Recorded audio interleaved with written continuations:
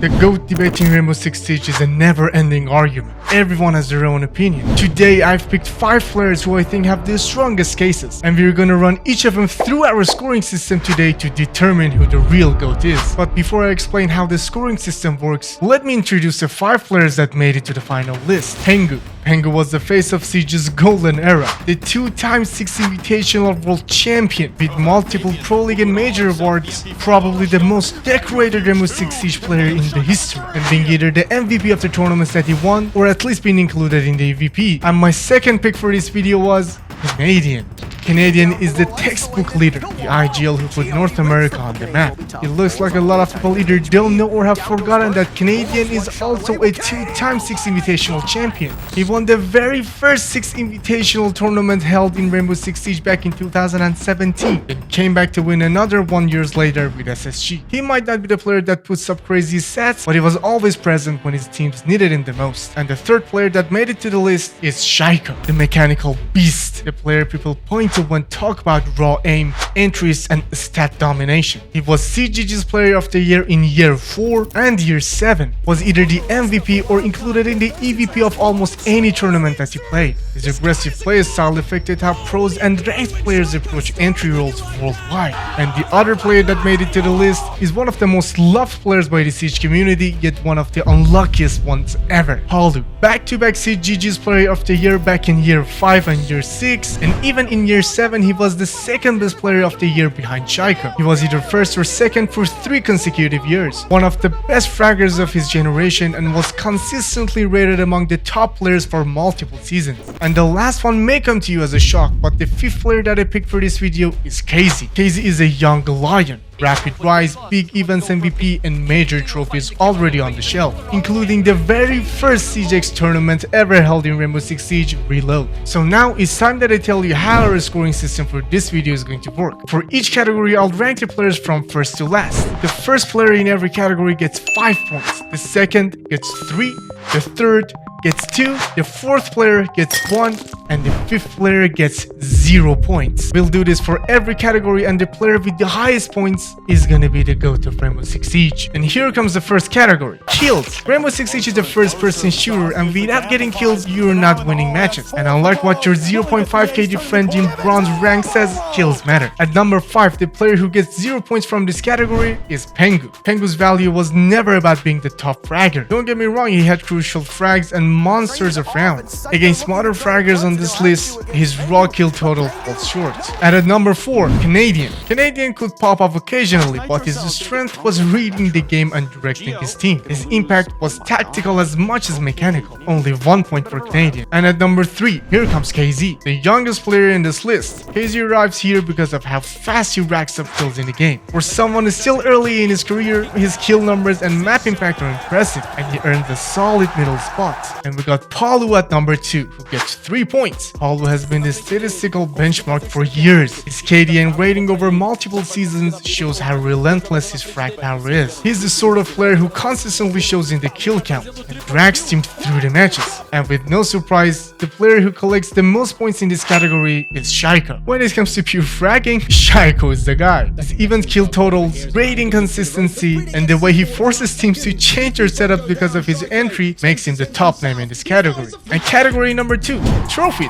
SI wins and major titles are the clearest measures of who actually closed it. And at number 5 comes the unluckiest person in the world, Paluh. It's painful to say, because Paluh has dominated in so many other ways, yet he's still missing one of the most important pieces of the puzzle, trophies. He used to dominate Latam consistently, but when it came to international event, Paluh with Team Liquid earlier and E7M later failed to close it when it mattered the most. And at number 4, a controversial one, Shaiiko. Only 1 point for Shaiiko here. Shaiiko has big wins and some unique silverware to his name, including the Siege World Cup in 2024, but is still missing the most important trophy in Siege, the 6 Invitational. He had the opportunity to grab it in 2025 against FaZe Clan, but they finished second. And at number 3, we got Kheyze. Kheyze has already added important trophies early in his career. As I previously mentioned, he won the 6 Invitational 2024 and has a second finish in the 6 Invitational in 2023 and even a third finish in the 6 Invitational 2025. And at number 2, we got Canadian. Back in 2006, 2016 he won Pro League Year 1 Season 3, and years later the 6th Child Major in 2022 with Dark Zero. But these are not the important ones. Winning the 6th Invitational 2 times is enough to put him this high in the list. He earns 3 points, but if it wasn't for the guy that comes first, he would have gotten the 5 points. The guy that comes first with no surprise in this category is Pengu. Pengu's collection is the reason he's an all-time name. Multiple SI trophies, pro leagues and major wins during the Penta Sports and G2 era. And our next category here is longevity. Longevity isn't just about which player plays Siege competitively for the longest. Yeah, being around for a long time matters, but also being around and being on top is what matters the most. And the player that gets 0 points in this category is Kheyze. Guys, don't get me wrong, Kheyze's been around since 2020 in Rainbow Six Siege Pro League. But for the most time in his early days in his career, Kheyze wasn't that great. But yeah, Kheyze's peak is already elite, but longevity requires time. For now, he's still writing his chapter. And at number 4, this one's a hot take, Pengu. Pengu shined brighter than many, but his prime was more condensed. His peak was legendary, but he retired too early. He didn't really play enough Siege. 1 point for Pengu in this category. And at number 3, we got Canadian. Canadian's career has spanned many Siege eras. He's been playing this game competitively for almost 10 years. That's longevity. Yeah, he had many years in tournaments that he was just average, but he was there for a long time, so it's fair to give him the middle ground. And at number 2, we got Shaiiko. Since his full return to top level play, Shaiiko has been a model of consistency. He was not around as much as Canadian was, but he was always on top. And that is what gives him the edge in this category. 3 points for Shaiiko. And at number 1, we got Latam's golden boy, Paluh. This is Paluh's strongest card. Multiple consecutive elite years, repeated player of the year recognition, and very few extended slumps. When we talk long-term dominance across metas, he leads the pack. 5 points for Paluh here. And our 4th category is gonna be legacy and impact. Legacy is multidimensional, unforgettable moments, meta and role influence, and how teams adapt to the threat you pose. And at number 5, again a controversial one, Canadian. Yeah, you may get mad and say he has 2 6 invitationals, and yeah, he already got the points for them in the trophies category. Even though Canadian's legacy is huge for NA and for leadership, but globally his influence reads more like great captain rather than I changed the way people play Siege. That narrows his global legacy points. 0 points for Canadian here. And at number 4, we got Kheyze. 1 point for Kheyze. Kheyze is starting to influence Latam and young players, but his global footprint is still growing. He's on the path to a bigger legacy, but not there yet. And at number 3, we got Paluh. Paluh redefined expectations for Brazilian fragging and inspired a generation there. Regionally, huge. Globally, significant. But not as big as Pengu's roles and Shaiko's roles that are gonna come up next. 2 points for Paluh. And at number 2, we got Pengu. Pengu's Dynasty era highlight and clutch and finals did more than win trophies. From how G2 structures roles to clutch mentality, his era shaped competitive Siege. Literally every smoke player was watching Pengu to learn how to do it. He deserves a 2nd spot. 3 points for Pengu. And at number 1, and in my opinion the most influential Rainbow Six Siege player, Shaiiko. Shaiko's influence checks every box. Countless highlight moments, visible meta impact, mechanics / approaches that players and pros actually copy. And there is a reason that there are spots in some maps in Rainbow Six Siege that are called Shaiiko. There is a reason that this type of jiggle pick is named Shaiiko pick. He changed the way fraggers play Siege. There are even some pros that use Shaiko's in-game settings for their own gameplay. This shows this guy's greatness. 5 points for Shaiiko in this category. This last category is gonna change everything. Clutch factor. And clutch factor isn't just about which player won the most amount of 1vx situations. It matters in which tournament it was. Was it the finals? Was it the semi-finals? And a lot more. At number 5, sadly we have to give it to Kheyze again. Kheyze had many big runs, but not the long track record of tournament-defining clutches. He's still growing his clutch resume.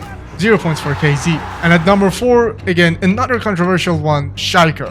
Shaiiko isn't really the guy who you want to live in a 1v4 situation. Yeah, he drops many kills during every game, but when it comes to clutches, there are other players in his team that do it better than him. You know, Shaiiko is the type of player that makes risky plays early in the round to give an edge to his team, so he's not really the last guy alive all the time. And at number 3, we got Paluh. Paluh has late round heroic and MVP level moments, but he's not the player people point to as the ultimate finals clutch face. 2 points for Paluh. And at number 2, we got Canadian. Canadian has delivered in finals and big moments repeatedly. His calm and reads help his team close that series on the biggest stages. 3 points for Canadian. And at number 1, we got Pengu. The final round in the 6th Invitational 2018 is really enough on its own to give him 5 points in this category. His clutch moments are a part of Siege's lore. board. So we're done scoring the players and the categories are done. Now is the time that we're gonna find out who the Siege GOAT really is. So here's the final scoreboard. At number 5, we got Kheyze, who finished with 5 points. As we said earlier, he's been around for a long time, but his legacy really started to build up recently. He's the youngest player in this list and has a long